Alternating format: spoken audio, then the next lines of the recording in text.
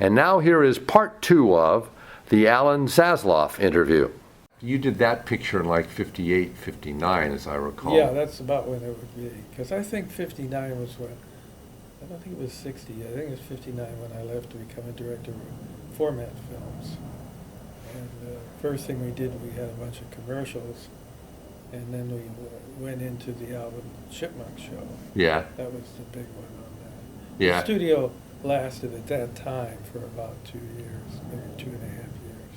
And was there any particular reason you left UPA? Well, Bob had left. Oh, okay. And the original idea was that Bob had a deal, he thought, going with Bemelman's, and that they'd get enough capital where Bob could make one picture of his own. Yeah. And he'd do one of Bemelman's books or stories. And that sort of fell through, so Bob was hanging out there freelancing. And Herb was starting format. He had left. And the studio was being gutted. Hubley had left well before that. Yeah. And UPA sort of closed down in the early 60s, didn't it? I mean, it was there in name. They had the big fight where Saperstein took over the studio, left Steve, I guess, out in the cold. And most of the staff left at that point, didn't they? Most of the old staff left. Roy went to, a number of them went to J. Ward's, like Roy Morita. And Roy was, I was fortunate enough to have Roy as my basic designer of commercials. Man, did they look good because of him. And pick up animators that were... So he went over to do Rocky and Bullwinkle and Fractured Fairy Tales and all that? Yeah, and Shirley Silby was equally as good. Jay then he had Bill Scott. He also went over to Ward's. Alan Burns. He had quite a crowd there. Sounds like he had a great staff. He had a great writing staff, designing staff. The animation was, very minimal. It wasn't based on that. The pace of the writing and the cuts. Oh yeah. Very funny. Just really funny. And and of course, in all of the J. Ward stuff. I mean, they did a lot of it in Mexico. But yeah. They did all the pre-production up here. Yeah, I was down there when Gerard Baldwin was down there.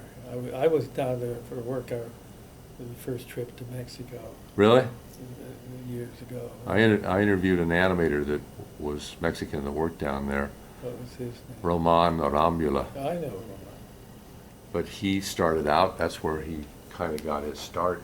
I think he worked at another couple of studios, but he was down there, and they turned out a lot of stuff for Mr. Ward. Yeah, they did. Well, Jerry, my friend Gerald Ray, we were dear friends, and Jerry, I don't know how it came about, but he became a second partner in Los Dibujos Animados. Yeah.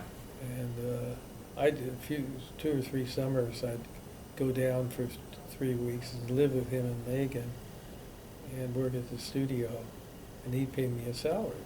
Wow. So that I could send money home. And this was during the freelance years. And I'd animate in Spanish, which was all phonetic anyway. And this was on the J. Ward stuff? No, not on J. Ward. These were Mexican commercials. Oh, Mexican commercials. Yeah. I couldn't speak the language. My daughter and my granddaughter are bilingual. But not you. Not Daddy. I could pass in higher mathematics, and I couldn't pass Spanish.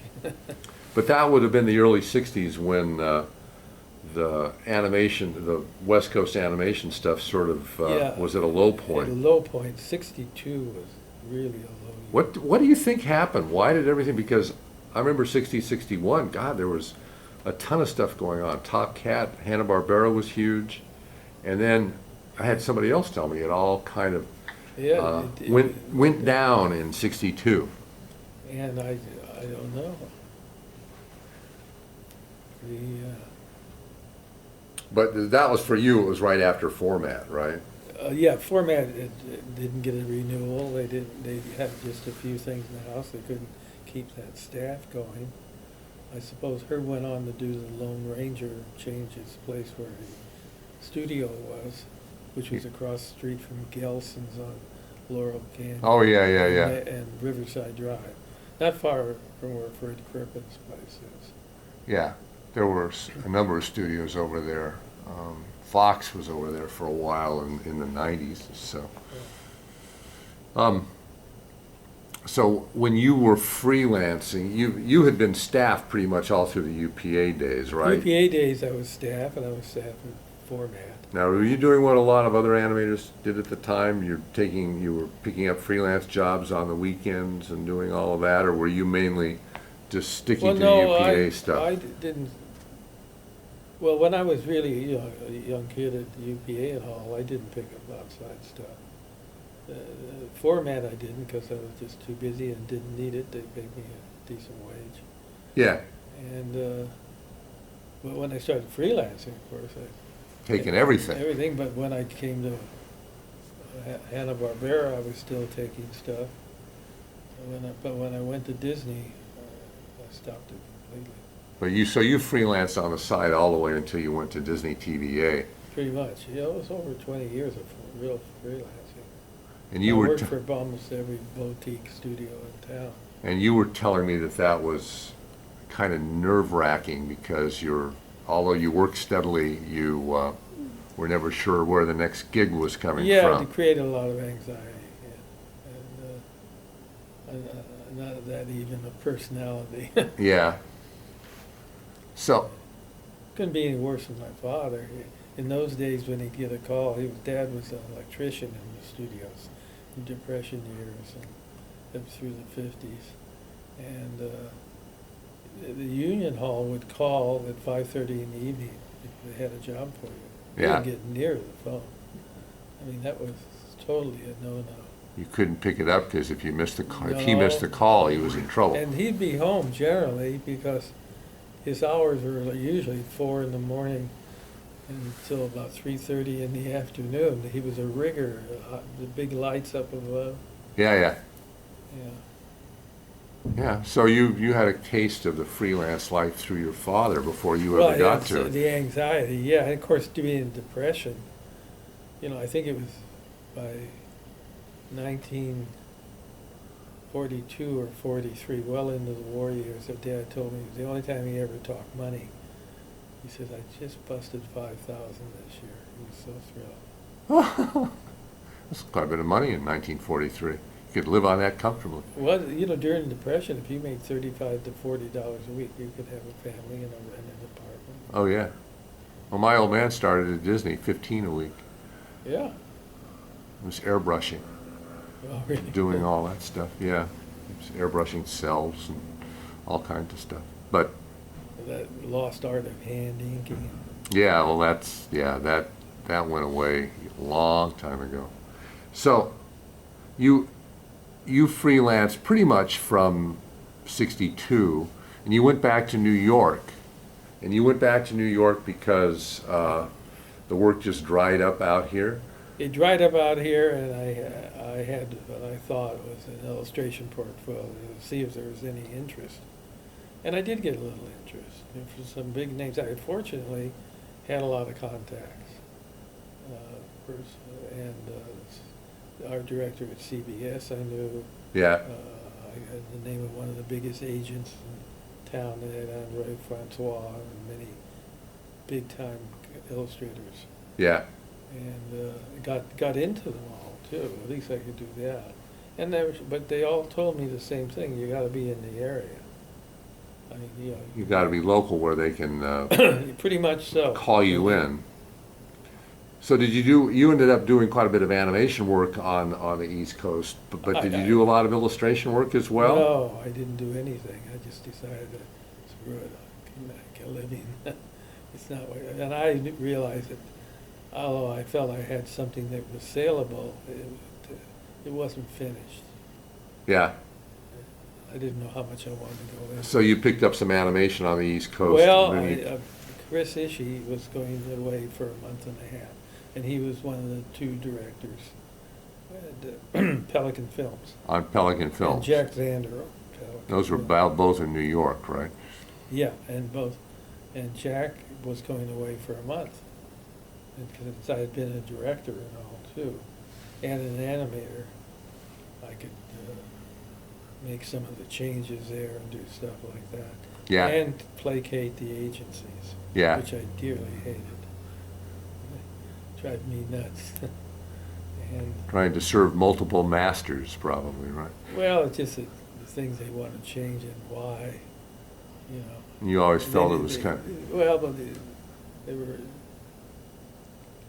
they were almost silly sometimes. I had one where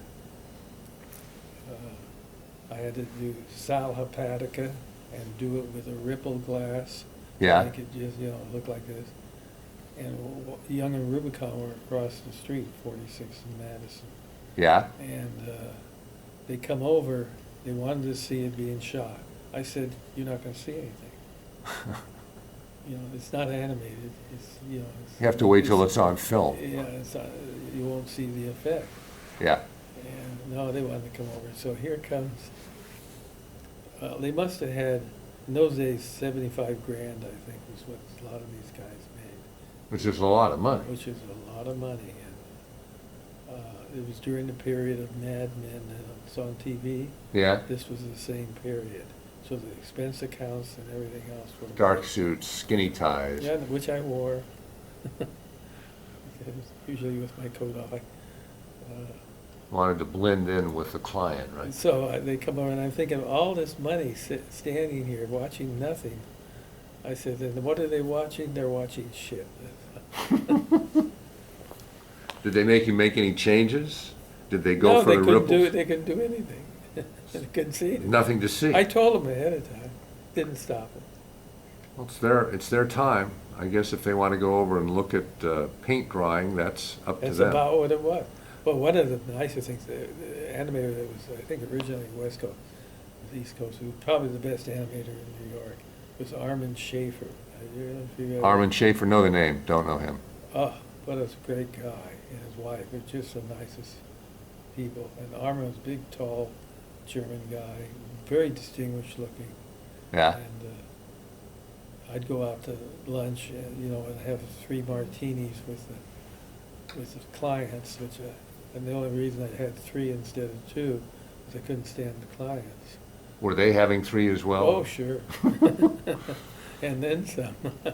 And then I'd have to walk back in the hot sun, it was summer. Yeah, And I'd sit at my desk trying to make some changes or do some insert animation or something. And I was looking up, and there's Armin looking at me. And he says, "I never met a director that can work after lunch." well, it's the New York culture, right? It was very much like Mad Men. Well, he was probably right. Most people were too zonked. Well, I know there was a lot of that culture out here in various studios, Disney and other places. The work was all done in the morning, Oh, yeah. except for the chosen few who didn't get swacked and didn't get snockered at. Well, I knew this wasn't going to work out. Jack offered me a job, Xander. Yeah, ABC offered me a job. We're starting up some unit in art direction. yeah. And I came home. And said, this isn't going to work. Well, I actually looked at an apartment in Riverdale. And, but I said, I'm not a New Yorker. So it wasn't going to work. I'm a Hollywood boy. So, born and bred. Okay, so you come back from New York, and then you spend most of the rest of the next 15 years freelancing, right? Yeah. You spent a little bit of time at Hanna-Barbera. Were you on staff when you were? I was on staff. I was the only other director outside of Ray Patterson on staff. The rest of the guys did it slugging And freelanced. and did it as freelance, but I was given a salary. And what shows were you working on? Because this is what the Well, I late did Smurfs. You did I the remember Smurfs. for Gerard was a producer. Yeah, I yeah, got a director credit, but basically I was a slugging director. yeah. And How long was that show? Because that went on forever. 5 years. 5 years. Maybe. So you were working in? I was working in when I was slugging. Ray Patterson, bless his soul. He taught me, showed me how to slug, and I did fine. They didn't give you any extra footage. I think Hannah would give you maybe 15 feet on a show to cut, which is nothing, Yeah. as opposed to Disney where I had 60, 70 feet to cut. So they give you some padding. They give me some padding, and a lot of time from overseas, I'd have to intercut into the action, shorten and change the timings. And I couldn't begin to do it with the Smurfs. The Disney shows that I worked on were animation-wise pretty full by Saturday morning standards. Yeah, yeah. Well, especially those early years at Disney TV Animation, they were putting some money into those. Oh, yeah, they were, but they got it out of it too. They were. They were using a number of different studios. Well, I had on Chip and Dale. What did we do? 36 or 65? I don't remember. But a lot. I was, syndicated shows, so was they. And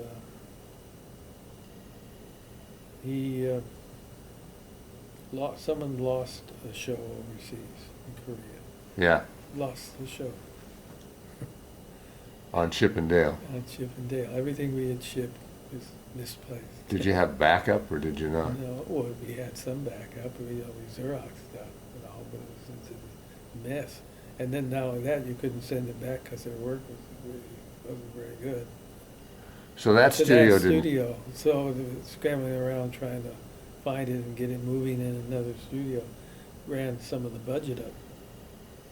So I was sitting having lunch with Michael and Tom, Rizika And Michael Webster. Michael Webster, and I said, Jesus, they're gonna come down on me because I'm over budget by such and such. And they laughed and they said, Alan, the show's a success, nobody gives a damn.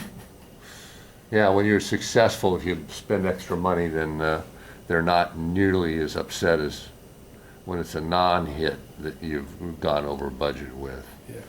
And they're not happy in a number of directions. I guess my question then would be, so you were in Hanna-Barbera for 5 years. How did you get in, because No, you, for 2 years. 2 years? And freelance from them for maybe 5 on it. 5, okay. That's- So you were well, on I- staff 2 years and then freelancing another 3 or so. Yeah, And so we arrive at the time where you sort of jump on the new Disney division, which is Disney Television Animation. yeah, And how did you get recruited for that? Fred Wolf. Fred suggested me and Steve, remember Steve's last name? Doesn't matter. Yeah. So Fred, and So Fred Fred was, suggested it, and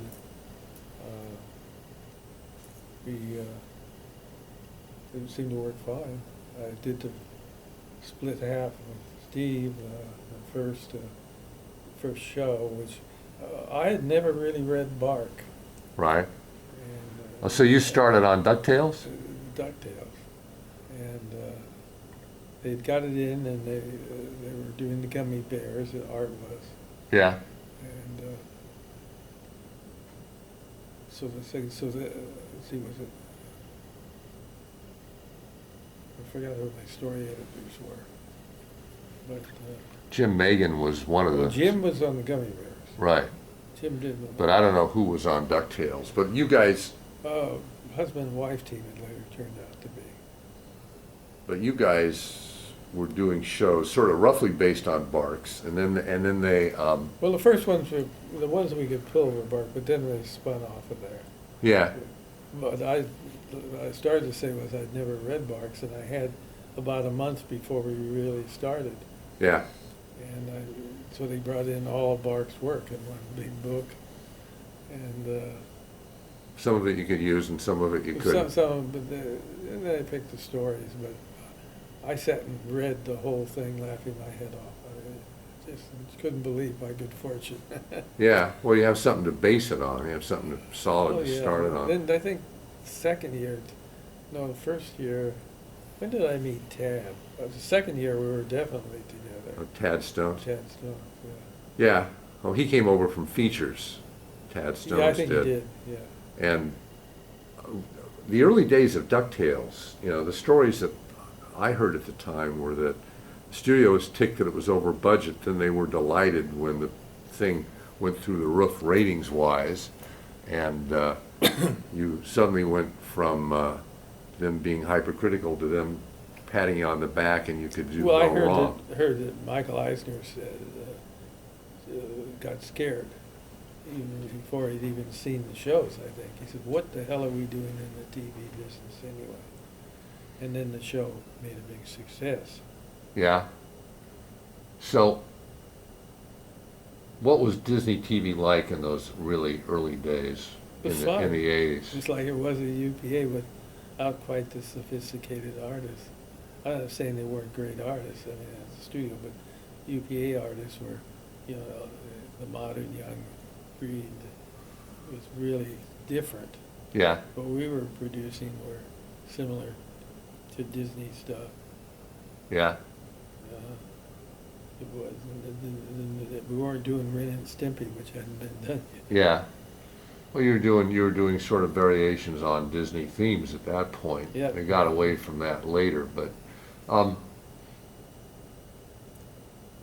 so I guess my question is what were your areas of duty when because you were producing, you were directing, were you involved in the story and developing that, and then top kicking the show all the way? Tad was like, our titles actually, as I recall, was, Tad was supervising producer and story editor.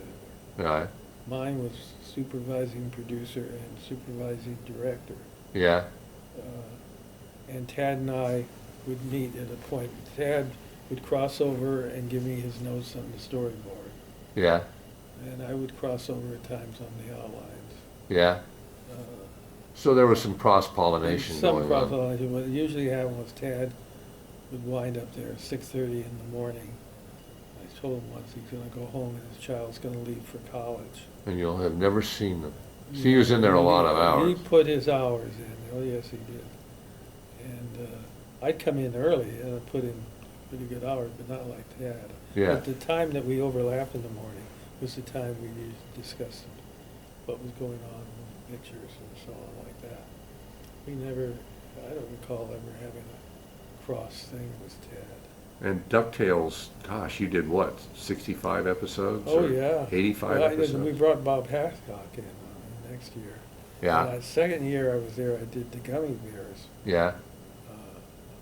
The art was gone.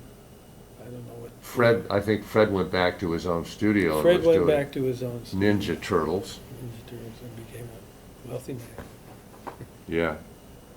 Leased out his studio later. So yeah, he did become a very Well, he had the studio that wasn't doing well. He'd done a lot of nice work, Fred, but it was at a period where I guess he wasn't getting enough work. And I'm speculating because I don't actually know. And so that's when he took the job at Disney. Yeah. And did. he left before the series was finished, right? He left. Yeah, I think he did. And then, so from DuckTales, then you segued into a whole series of Disney projects for what, the next 14 or 15 years? Yeah. Mostly, of course, we did the Chippendales. We did the Darkwing Duck, which Tad really designed. Yeah, We did a lot of Aladdins, I think well over 120 Aladdins. Because the last year I was there on TV, Tad was off on something else, and I had a new story editor. yeah, I did supervised a series with the Jungle Book. yeah, oh yeah, Jungle Book, Young Jungle Cubs, or whatever it was Yeah. called. And so what was the process? I mean, what I'm interested in is the contrast of the process that you used at UPA when you were an animator and the process that you used at Disney Television Animation, which was 35, 40 years later. Were the processes a lot different? I mean, because you were further up the food chain with, Well, the process is the way the picture was put together, or how they arrived at. yeah, how the pictures were put together and, Quite a bit different. UPA, it was the director and the story man. It was classical Warner Brothers, Yeah. not design and not the idea. Yeah. But as far as the structure of the production goes, Yeah, it was classical Warner Brothers, or I assume MGM. right, And so the director was the key man, and he had his storyboard. The thing that Warner Brothers had, and I assume MGM did too, was that the storyman could draw. yeah, You know, Ted Pierce could draw, Mike Maltese could draw. yeah, You know, it wasn't just the writing. Right. Actually, Tad Stone could draw, yeah, but that was, a lot of the story people don't draw. My own son didn't draw. you're talking about all the writers, all the Yeah, guys that were writers, just but in the old days, serving the as the writers. writer and the director were work in a room together, put their storyboards and notes up, you know, work it around, as did most of them at UPA. Yeah, Because then they were dealing with Warner and MGM animators, not that many Disney animators. yeah, And, but the process at Disney TVA, you'd get the script, And you'd give Tad notes? friends would develop, at times I'd give notes, a lot of times I didn't even have time to give notes. yeah, And I had a way of working which was a little different. I'd thumbnail my script, with drawings, as an idea of where to go for the storyboard artist. and that would be before you handed it to the Before- board artist? Yeah, before I had the board. Now, that wasn't mandatory. They're obviously better at it than I was. But I'd tell them what I had in mind Yeah, by drawings, not by writing. did that facilitate the process quite a bit, so that you, I've often asked some of the storyboard people, I asked them, you know, does it get in your way, does it help you at all? No, they all said it helped. yeah, But I had to go like a bat out of hell, yeah. you know, every script.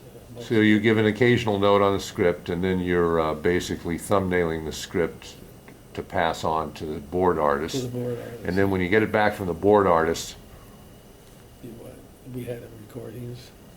and you're in on the recordings, or do they Yeah, have a voice I'd go to director? most of the recordings. A lot of the time it took me off, was just the volume of work.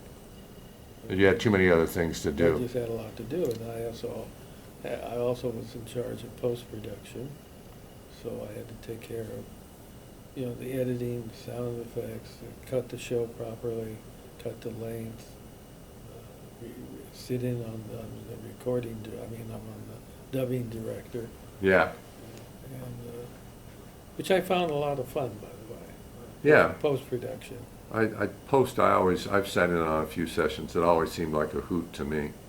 And the recording sessions were always fun, and sometimes you'd be there, but there'd be a voice director. Well, I had a voice director, or Tad would chip in more on that. Yeah, He's the one that had more of an acting background than I did. yeah, My acting came from cartoon drawings. yeah. And so all the way through posts. And then when that wrapped, within a week it would be on the air usually, right? Because you were running pretty close to the wind. That I can't answer. I don't know what the actual time delay was. But the whole process from when you were handed the script to getting it into post, because you'd ship overseas, how long would the whole process for a show take? 3 or 4 months? Yeah, it would take that, between going overseas and from the time it began, yeah. They're all constantly overlapping. Yeah. Did you ever have trouble sorting out which was which, or do you have to go back and, What do you mean by? well, I mean, you know, it's like, now which one are we on now? Because you're obviously I have a juggling. funny thing, I can remember the storyboards pretty good. Oh, okay. So you never had any trouble, No, they come back marked and everything, but I didn't have any trouble, because I'd go over the boards so thoroughly. right? And I had my timing directors, like Mircea, Yeah. sweetheart, and, He's on Sonia the First now over at Disney Junior. oh, They're over in the Empire Center. oh, He's been promoted. He and Larry Licklider are the two lead directors on that. well, wonderful. So And Mircea's a great guy. he's I- worked steadily. I made him once take me to a Romanian restaurant I wanted, so it was really Romanian. Yeah? For lunch, he didn't want to do it. Really? I pulled rank on him. I said, you gotta do it because you speak, but they spoke Romanian in there. He did Potlicella, I don't want any Potlicella, I don't want anything Romanian. He wanted to get away from it. He always did, well, he escaped from it. Yeah, I know. I know. It colored his whole life. Well, Ceausescu was not the kindliest man to run a country in the Vicious history of the murderer. world. Yeah. Well, and he got his, didn't he? That's the only ones they killed. Lined, He and his wife. lined him and his wife up against a wall, and adios. That was the end. Well, it's sort of, instant karma. That's kind of what it is. But anyway, so what was the last show that you worked on at Disney before you? The Pocahontas 2. I was, And that was a direct-to-video, right? That was a that was feature. a direct-to-video, and it never should have been made, in my estimation. Really? And Gary Kreisel, who was our division head, Yeah. didn't want to make it. Michael wanted to make it. Oh, okay. And it ran way over budget because everything kept getting changed late in the business and cut.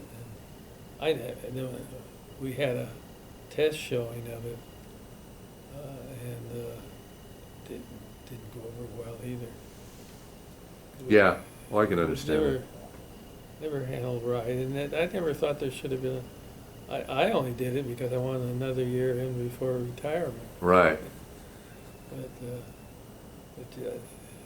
Well- it wasn't so much anyone's fault. There's so many god awful changes. The story was never pinned down too well. Yeah.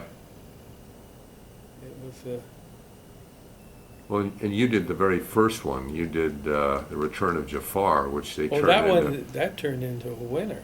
Yeah, it made a lot of money. But Oh. talk about that, because that was at the beginning of Well, it was a your Aladdin run. Ted, I believe, had set up to do overlapping series, or butted up into a series, excuse me,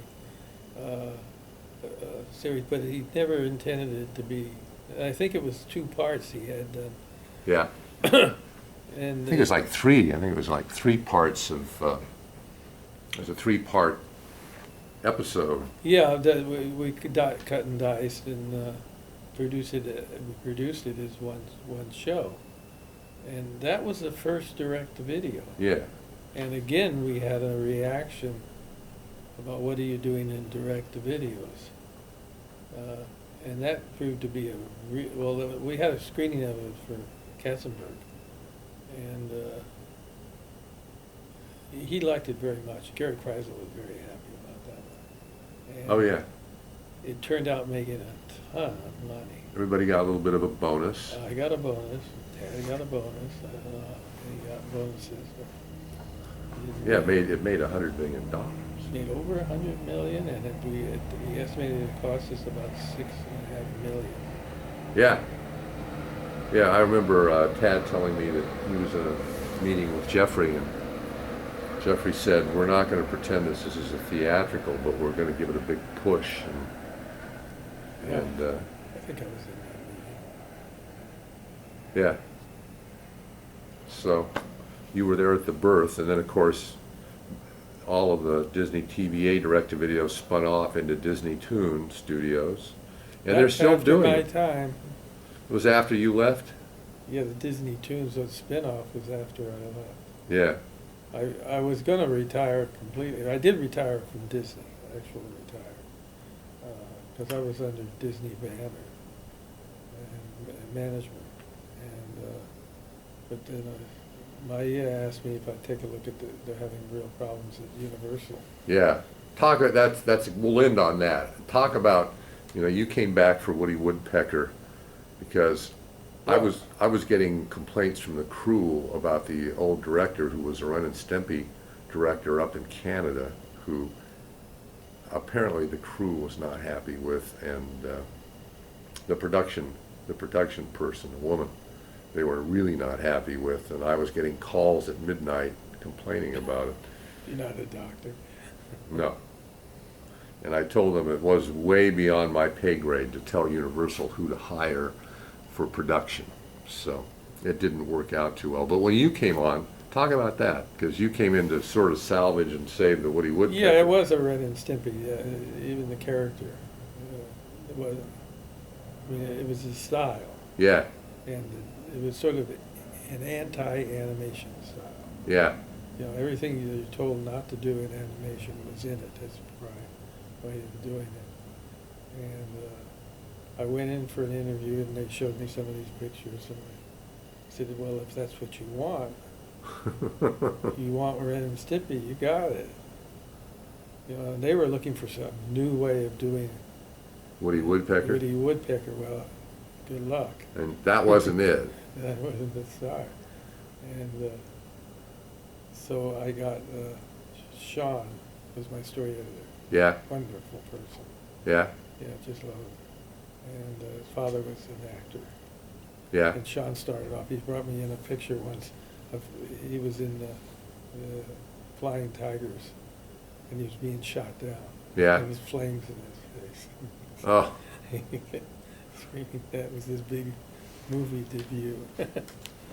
For Sean. Sean Roach. His Yeah. father, Roach. Yeah. and so how did you pull that series together? Because they ended up doing two seasons. Well, we had they just wanted to get the first season out. They didn't want to blow us off.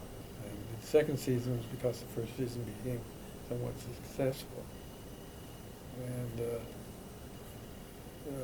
well, I got to give Sean a lot of credit here because he could maneuver that writing extremely well. And so we decided to do this with Sean and what we have to cut. And the first few pictures we did wind up was 20% of the film.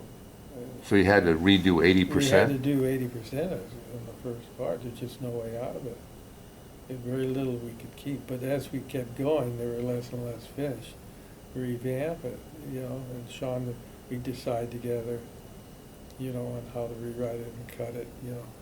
You re-loop animation and stuff like that? Well, sometimes we'd do new ADRing, and, you know, or if it wasn't the ADRing, we just redo it and have to re-record. Yeah. And it was a mess.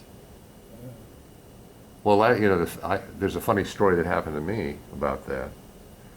So I was getting these angry phone calls from the crew, and I went through Universal up there in the tower, and they were telling, I mean, I was going into rooms and people were complaining of this before you got there about how awful this Woody Woodpecker series was. And people were telling me this, and it's a disaster, and blah, blah, blah. And they, you know, I didn't know. I hadn't seen it. And so a Disney director had a job offer from Universal and a job offer from DreamWorks to work on one of their direct-to-videos. And he dragged me into his room, and he said, which do you think I should take? And I said, well, what I hear is Universal's a disaster because of the series and blah, blah, blah, blah. You should go to DreamWorks. So I get an angry phone call from a vice president at Universal saying, what did you tell this guy? And I told him. He said, why are you bad-mouthing us? You know, we're a union studio. Why are you bad-mouthing us? I said, I'm not bad-mouthing you. I don't go around with a sandwich board on my back saying you suck. This guy asked me. He brought me into his office and he asked me a question. I can't even remember. This is, you know, years and years ago. I can't remember who the director was, but, you know, he did the thing that I always don't want him to do, but people do. Because the guy said, well, why are you going over to DreamWorks? And he said, well, because Hewlett told me that you guys have problems. So they were very angry at me. And then they said, what? And they called me in and said, what are you talking? Why are you telling these people that? I said, because I went around your studio a couple of months ago, and everybody told me that the Woody Woodpecker show was awful. And the guy started bouncing up and down in his chair and said, you can't tell people it's awful. That's proprietary information. And I said, no, that's an opinion. That's not proprietary. That's just, they don't think it's any good. And I said, they're your people. It's not me. This is what people are telling me. And that's probably about 3 or 4 months before they brought you in to save it. So that's the thing that's interesting to me. Well, the director before me, whom I didn't know, I think they got rid of him before you got there. Just slightly overlapped, as I recall. I never met him. Yeah, they decided it They wasn't were working. paying him an exorbitant. Oh, yeah, oh, yeah. Well, because of his Ren and Stimpy background. I think they paid, and they were not happy with the way it turned out. So you came in and turned it into a success. And I think that that's admirable and a nice thing to go out on. Yeah, I was 74 when I retired. That's a long stretch in the business. It's really, and you started at 14, 15. 15. Yeah, that's 59 years. That's a career in most in most areas of work. So Well, I'll tell you, I don't think I can recall a day that I didn't look forward to going to work. yeah, Except for the freelancing period where I enjoyed the work, but I was under emotional pressure of where's the next job coming from. yeah, oh yeah. I'm very pleased with the career I've had. So it worked well for you. It worked very well for me. All right.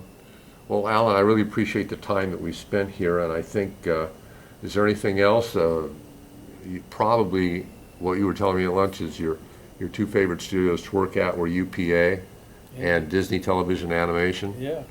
And the reasons for each being your most enjoyable experience were UPA. What was the reason there? Just because of the Well, the people and the excitement of doing something new, and new to me was learning to animate. yeah, And it was just wonderful people to be with.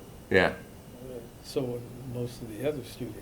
When yeah, I came to Disney, I was just the flop, not the flop, but the positions reversed. I was the director. So you were at the top of the food chain now. I was having to teach Yeah. other people. And by the way, I was 14 years an associate professor of art at Otis Art Institute, And that was enjoyable. and that was very enjoyable. Wow. No, I don't want to do it again, but I did volunteer to teach some classes at the new Chenard in South Pasadena, which unfortunately folded, Yeah, which is really sad because you had teachers there in the old pros that are far better artists than you find in the colleges. yeah, oh yeah. Well, and a lot of people sort of at the new Chenards, Cal Arts, which sort of morphed into Well, it's nothing like the Chenard. not the original, but Teehee tried to get me when it was forming to take over the animation section. Not the animation, the base, yeah, the animation section pretty much. But you wanted to stay in the business. well, I was already teaching at Otis. Oh, okay. So you stayed on. I was pleased with that, but that was during the freelance section, so I had some income coming in. Yeah. And I Oh, taught, yeah. so I wound up teaching a full load and freelancing and do my own fine arts work and have 3 kids. That's And, that's quite a juggling act that you've got there. So to wrap up, were you still teaching at Otis when you started at Disney, or did you finish up at Otis before? I or? finished up at Otis. Yeah. Well, thank you very much. I appreciate Okay, this. This Steve. has been fun.